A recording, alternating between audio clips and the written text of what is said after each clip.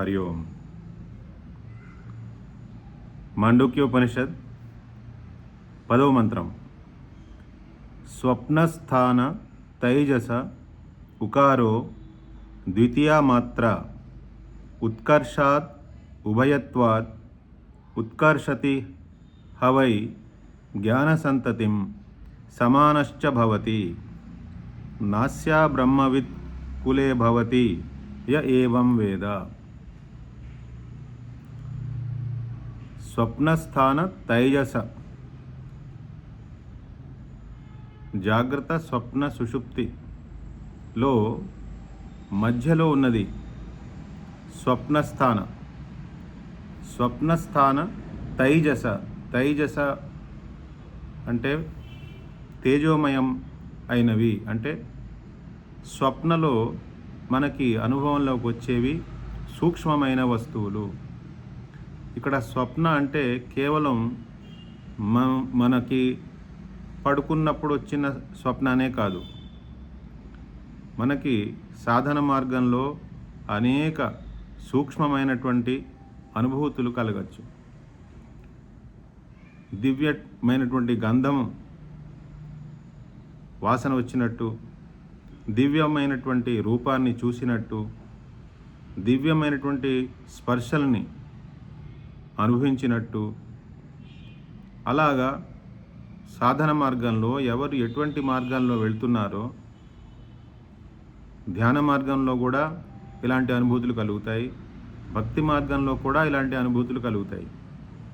ఇవన్నీ తైజస లోకాలలో మనం ప్రవేశిస్తున్నప్పుడు మనకు కలిగే అనుభవాలు।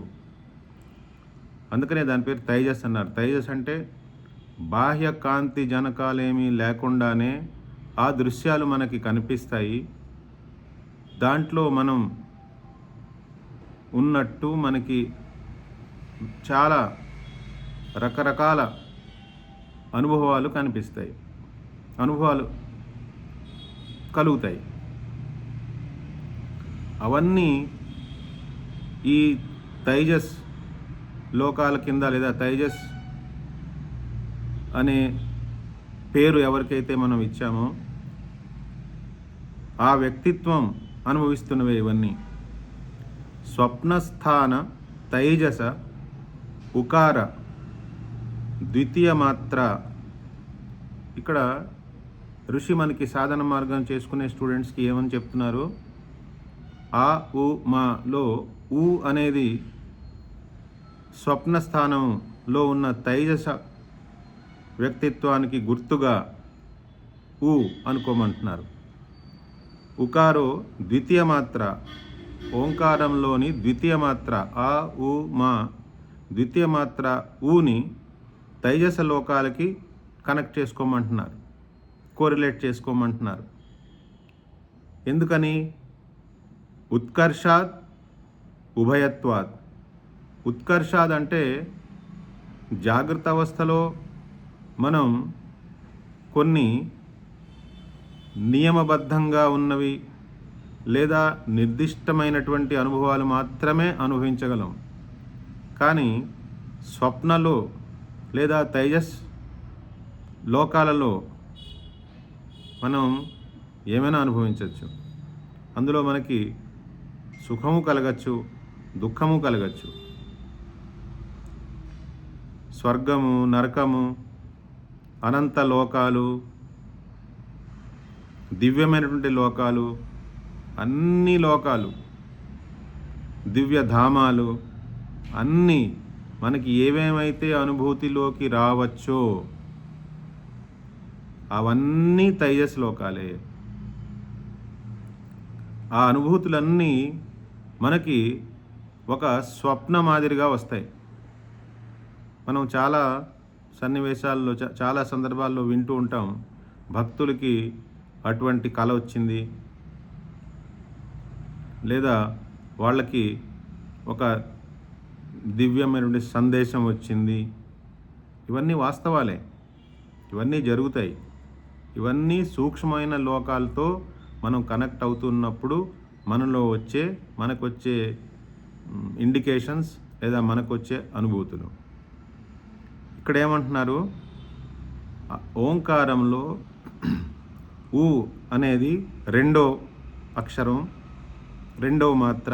అది రెండింటికి మధ్యలో ఉంది కాబట్టి, అంటే అకారానికి అకారానికి మకారానికి ఆ ఊ మా, ఇందులో ఊ అనేది రెండింటికి మధ్యలో ఉంది.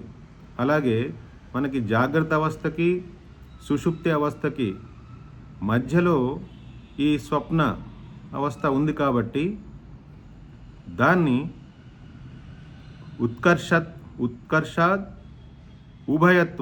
ఉభయత్వాత్ అంటే అది జాగ్రత్తలోంచి కొంత తీసుకున్నట్టు, సూక్ష్మాతి సూక్ష్మంలోంచి కొంత తీసుకున్నట్టు ఉంది కాబట్టి, రెండింటికి మధ్యలో ఉంది కాబట్టి ఉభయత్వాత్. ఈ రెండు కారణాల వల్ల, ఒకటేమో ఉత్కర్షాత్, ఇంకొకటి ఉభయత్వాత్.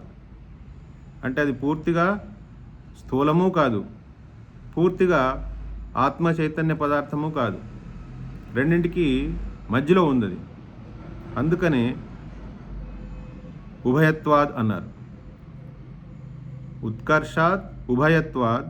ఊ అనే అక్షరాన్ని, ఊ అనే మాత్రని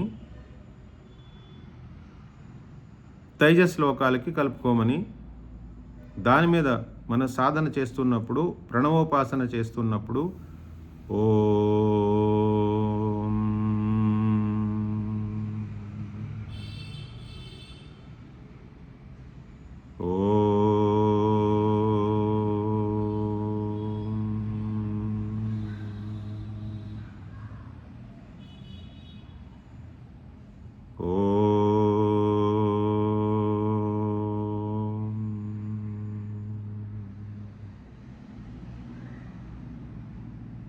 ఇందులో ఊ అనే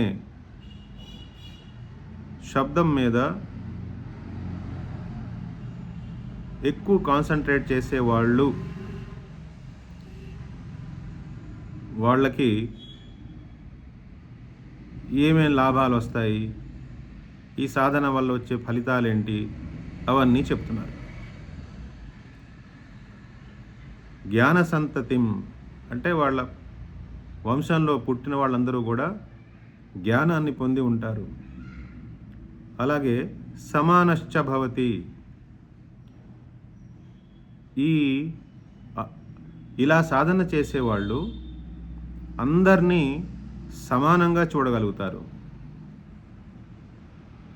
జాతి, కుల, మత, సాంప్రదాయ భేదాలు లేకుండా అందరిలోనూ సమానత్వం చూడగలుగుతారు. నాస్య అబ్రహ్మవిత్ కులే భవతి అంటే వాళ్ళ కులంలో ఎవరు బ్రహ్మజ్ఞాని కాని వాళ్ళు ఉండరంట. య ఏవం వేద, ఎవరైతే ఇది తెలుసుకుంటారో. అకార ఉకార మకారలో ఊ అనే అక్షరం మీద తైజస్ వ్యక్తిత్వాన్ని ఆరోపణ చేసి ఎవరైతే ప్రణవోపాసన చేస్తున్నారో, అంటే దాని అర్థం ఏంటి? ఎవరైతే ఆ సూక్ష్మ లోకాల విషయాలు మీద సాధన చేస్తున్నారో వాళ్ళు జాగ్రత్త అవస్థలో కనిపించే స్థూల వస్తువుల్ని దాటేశారు కాబట్టి, జాగ్రత్త అవస్థలో మనకి కనిపించే స్థూల వస్తువుల మీద రాగద్వేషాలు ఉండవు కాబట్టి, వాళ్ళకి రాగద్వేషాలు రాలిపోతాయి కాబట్టి వాళ్ళు అందరినీ సమానంగా చూడగలరు. వాళ్ళల్లో వాళ్ళ మనస్తత్వం లేదా వాళ్ళ బౌద్ధిక స్థాయి చాలా ఉన్నతమైనటువంటి ఉత్కృష్టతకి చేరింది కాబట్టి వాళ్ళ వంశంలో అందరూ జ్ఞానాన్ని కలిగి ఉంటారు. వాళ్ళ సంపర్కంలో ఎవరు వచ్చినా, వాళ్ళ కాంటాక్ట్స్లో ఎవరు వచ్చినా, ఎందుకంటే ఒకళ్ళ దగ్గరికి జ్ఞానం వస్తే ఆ జ్ఞాని అలా ఖాళీగా కూర్చోడు, దాన్ని ఎలాగైనా పంచాలనుకుంటాడు. భక్తుడు భక్తిని పంచాలనుకుంటాడు, జ్ఞాని జ్ఞానాన్ని పంచాలనుకుంటాడు. ధనవంతుడు మాత్రం డబ్బు అందరికీ పంచాలనుకోడు, కంపల్సరీ కాదు, అవునా కాదా? ఇలా ఈ జ్ఞాని తన జ్ఞానధనాన్ని పంచడానికి ఎప్పుడూ తాపత్రయపడుతూ ఉంటాడు. కాబట్టి అంటే ఈ జ్ఞానం వల్ల నాకు ఇంత బెనిఫిట్ వచ్చింది, నాకు అంత మనశ్శాంతి వచ్చింది, నాకు ఈ మోక్షం వచ్చింది, నా అస్తిత్వాన్ని నేను తెలుసుకున్నాక నేను ఇంత స్వతంత్రంగా, నిర్భయంగా, ఆనందంగా బతుకుతున్నాను కదా, ఈ జ్ఞానం అందరికీ పంచాలి అనేది ఆ దైవమే ఆయన చేత అలా చేయిస్తుంది. అప్పుడు ఏమవుతుంది, ఆయనతో ఎవరెవరైతే కాంటాక్ట్లోకి వస్తారో వాళ్ళందరూ కూడా బ్రహ్మజ్ఞానులు అయిపోతారు. అందుకనే ఆయన చుట్టాల్లో, బంధువులలో, ఆయన కాంటాక్ట్స్లో అందరికీ ఆ బ్రహ్మజ్ఞానం చాలా తేలికగా అర్థమవుతుంది, తెలుస్తుంది అనేది ఒక సాధన ఫలంలా ఇక్కడ మనకి ఋషి చెబుతున్నారు. స్వప్నస్థాన తైజస ఉకారో ద్వితీయా మాత్ర ఉత్కర్షాత్ ఉభయత్వాద్ ఉత్కర్షతి హవై జ్ఞానసంతతిం సమానశ్చ భవతి నాస్యా బ్రహ్మవిత్ కులే భవతి య ఏవం వేద. హరి ఓం.